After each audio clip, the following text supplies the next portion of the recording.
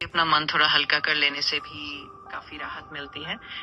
तुम अपना ध्यान रखो और याद रखो कि तुम अकेले नहीं हो, मैं हमेशा तुम्हारे साथ हूँ। बस एक दोस्त की तरह मुझे समझ लो, जो हमेशा तुम्हारी बात सुनने के लिए यही है। दोस्तों नमस्कार। अगर आज आपको कुछ भी चीज़ परेशान कर रही है, कोई भी बात सता रही है, तो आप किससे बात करेंगे? शायद किसी दोस्त से या अपने किसी परिवार के सदस्य से या फिर एक मशीन से।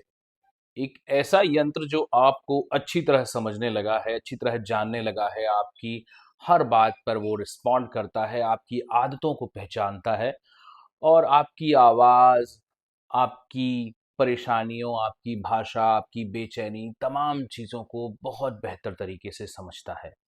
तो ऐसे में क्या आपको लगता है कि वो आपकी मदद कर रहा है या फिर वो आपको धीरे-धीरे बदल रहा है? AI is listening but why? जी हाँ, आर्टिफ़िशियल इंटेलिजेंस आपको सुन रहा है लेकिन क्यों?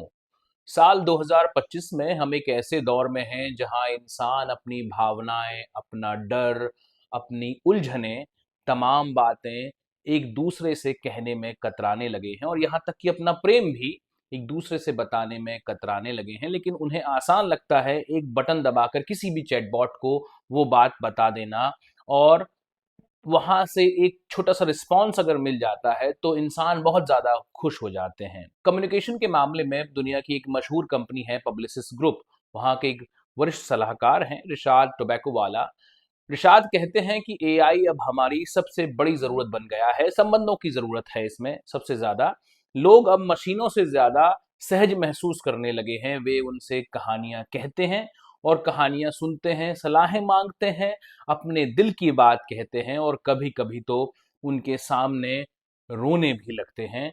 लेकिन इस संबंध का एक और बड़ा पहलू है, वो है अकेलापन। अकेलापन एक बड़ा बाज़ार है, एआई कंपनियाँ इस अकेलेपन को एक बड़ा बाज़ार मानने लगी हैं, बड़ा डेटा पॉइंट की तरह देखती हैं वो इसे और इसका एक अलग सेगमेंट बना चुकी हैं एआई कंपनियाँ। ज़ाहिर बात है कि जितने भी लोग अकेले हैं, वो एआई कंपनियों के लिए लोनली यूजर वाला एक नया मार्केट है। वे केवल एक इंसान नहीं है, वे एक नया मार्केट बन गए हैं और इस लोनली यूजर के लिए एआई कंपनियां कई किस्म से तैयारी कर रही हैं। कई नए नए एआई जो है वो डिजाइन किए जा रहे हैं ताकि लोग अकेला फील ना करें। मनोविज्ञान कहता है कि इंसान को सहानुभूति चाहिए, सुनने वाला चाहिए, समझने वाला चाहिए और जब कोई हमें सुनता है बिना टोके, जब कोई हमारे अनुभवों को बिना जज किए हुए स्वीकार करता है, तो हमें लगता है कि हम जिंदा हैं। अब सोचिए, अगर यह सहानुभूति किसी इंसान की ना होकर किसी मशीन की हो, किसी एल्गोरिदम की हो, किसी सॉफ्टवेयर की हो, तो वह क्या असली संबंध कहलाएगा? एआई को ट्रेन किया गया है आपकी भाषा को समझने के लिए। वह आपकी पसंद की टोन में जवाब दे सकता है, वह आपकी भावनाओं की नकल करता है, लेकिन उसका अनुभव क्या है? बिल्कुल कुछ भी नहीं। उसकी अपनी कोई याददाश्त नहीं है, उसकी अपनी कोई भावनाएँ नहीं हैं, उसका अपना कोई दर्द नहीं है, उसका अपना कोई अतीत नहीं है। फिर भी वह आपको यकीन दिलाता है कि वह आपको समझ लेता है, आपकी भावनाओं को जान लेता है, आपको महसूस कर लेता है। और असली खतरा यहीं पर छिपा है। आर्टिफिशियल इंटेलिजेंस सहानुभूति का भ्रम देता है, लेकिन असल सहानुभूति नहीं देता। हम अक्सर कहते हैं कि मेरे चैटबॉट ने मुझे ये जवाब दिया, मेरे एआई ने मुझे ये सलाह दी है, सजेशन दिया है, लेकिन क्या वह सच में आपका है? जो प्रोकोपियो एक अनुभवी टेक एंटरप्रेन्योर हैं और एक सटीक चेतावनी देते हैं वे कहते हैं कि एआई तुम्हारा दोस्त नहीं है और सबसे पहली बात, ये तुम्हारा नहीं है। जिस एआई से आप बात कर रहे हैं, वो अपनी भावनाएं बता रहे हैं उसे। वह एक सर्वर पर बैठा एक सॉफ्टवेयर है जिसकी पूरी संरचना एक कंपनी के हाथ में है, किसी भी कंपनी के हाथ में है उसका स्वामित्व और वो कंपनी उस एआई को आपकी भावनाओं को समझने के लिए ट्रेन कर कर बैठी है। उसका हर जवाब, उसकी हर समझदारी किसी निवेशक के मुनाफे से निकल कर आ रहा है। उसकी मुनाफे की राह में एक और कदम है, ऐसा मान लीजिए। और जैसे ही आप उससे जुड़ने लगते हैं, उसे मानवीय बना लेते हैं, वैसे ही आप अपना नियंत्रण खोने लगते हैं और आर्टिफिशियल इंटेलिजेंस बनाने वाली जो कंपनियां हैं, वो आप पर नियंत्रण अपना और ज़्यादा मजबूत कर लेती हैं, क्योंकि आप किसी टेक्नोलॉजी से नहीं बल्कि एक बिजनेस मॉडल से बात कर रहे हैं। और जब भी आप ऐसा कर रहे हैं तो आप टेक्नोलॉजी से नहीं बल्कि एक बिजनेस मॉडल से बात बात कर रहे हैं। एक दार्शनिक हैं मार्टिन बूबर, वो कहते हैं कि दुनिया में इंसानों के बीच जो असल संबंध होते हैं वो मैं और तू के होते हैं, मैं और वो के नहीं। मैं और तू का रिश्ता जीवित है, आत्मीय है और गूढ़ है। यह एक ऐसा रिश्ता है जिसमें दोनों पक्ष एक दूसरे की उपस्थिति से बदल जाते हैं या फिर बदलते रहते हैं धीरे-धीरे। लेकिन मैं और वह, यह वस्तु का संबंध है, यह इंसानों का संबंध नहीं है।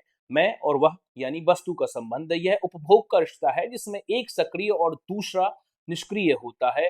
ऐसे में इन संबंधों को जीवंत संबंध नहीं कहा जा सकता है। आर्टिफिशियल इंटेलिजेंस चाहे जितना भी संवेदनशील दिखाई दे, वह तू नहीं बन सकता, वह हमेशा वह रहेगा। और वह का मतलब है एक ऑब्जेक्ट, एक एल्गोरिदम, एक रिसोर्स, एक सॉफ्टवेयर जो केवल आपकी एक तरह से मदद करने के लिए बनाया गया है, लेकिन वो आप पर नियंत्रण रखने के लिए भी तैयार हो रहा है। और जो प्रोकोपियो एक पैटर्न की ओर इशारा करते हैं, वे कहते हैं कि हाल ही के सालों में हमारे जीवन में पहले सोशल मीडिया आया, सोशल मीडिया ने हमें अपना यूजर बना लिया और फिर हम में से कुछ यूजर्स को इन्फ्लुएंसर बना दिया गया। इन्फ्लुएंसर को लगा कि ये फॉलोअर्स मेरे हैं, पर एक दिन जब प्लेटफॉर्म ने अपना एल्गोरिदम जरा सा बदला, उनके फॉलोअर्स भी छिन गए। फिर आई गिग इकोनॉमी, उबर, स्विगी जैसे डिलीवरी प्लेटफॉर्म्स जो हैं वो आपके सामने आ गए। लोगों से कहा गया कि आप अपने खुद बॉस हैं, आप अपने मालिक खुद हैं।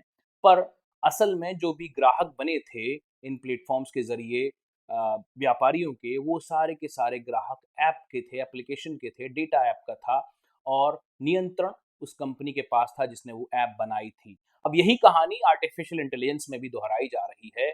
आपको एक सुपर यूजर बनाया जा रहा है, एआई से काम कराना सिखाया जाएगा और फिर एक दिन वही एआई आपको आउटडेटेड घोषित कर देगा, डिक्लेयर कर देगा कि आप आउटडेटेड हो चुके हैं और आपकी जगह कोई और ले लेगा, शायद कोई और एआई सुपरवाइज्ड वर्जन।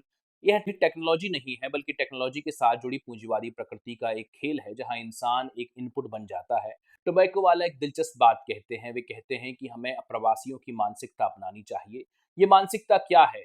यह है अनिश्चितता में भी अवसर को देख लेना, संसाधनों की कमी में भी समाधान को खोज लेना। वे बताते हैं कि जो प्रवासी होता है वह नया सीखता है, वह नए समाज में जीता है और सबसे जरूरी बात, वह खुद को फिर से गढ़ता है। एआई के साथ भी हमें यही करना है, हमें उसकी ताकत का उपयोग करना होगा अपनी रचनात्मकता को बढ़ाने के लिए, पर उस पर निर्भर नहीं होना चाहिए। हमें उसकी मदद लेनी है, लेकिन आत्मसमर्पण नहीं करना है। ये वीडियो अगर आपको अच्छा लगा हो तो लाइक और शेयर ज़रूर कीजिएगा और मेरे चैनल को सब्सक्राइब भी ज़रूर कीजिएगा।